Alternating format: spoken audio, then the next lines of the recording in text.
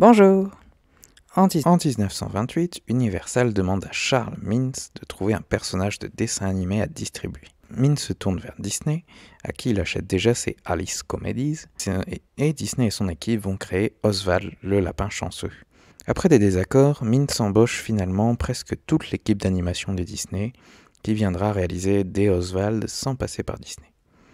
Mais finalement, l'équipe d'animation partira réaliser ses propres séries et c'est Walter Lantz qui obtiendra les droits d'Oswald pour Universal. Mintz n'a plus alors que la série Crazy Cat, adaptée d'une bande dessinée. Il s'associe à Columbia pour distribuer de nouveaux cartoons et déménage sur la côte ouest.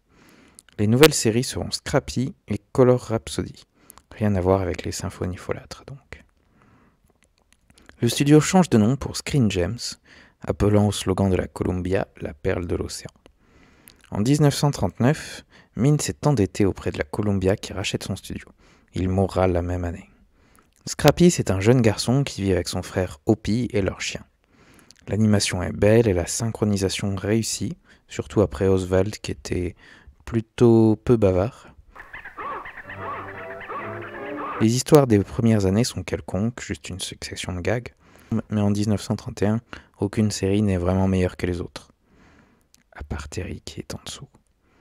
C'est Dick Huemer qui réalise les épisodes animés par Art Davis et Sid Marcus. Dick Huemer était jusque-là animateur, d'abord chez Raoul Barré puis chez Fleischer. Il essaye parfois des adaptations de contes, mais il ne tombe pas dans La Demoiselle en détresse ou Le bal de campagne.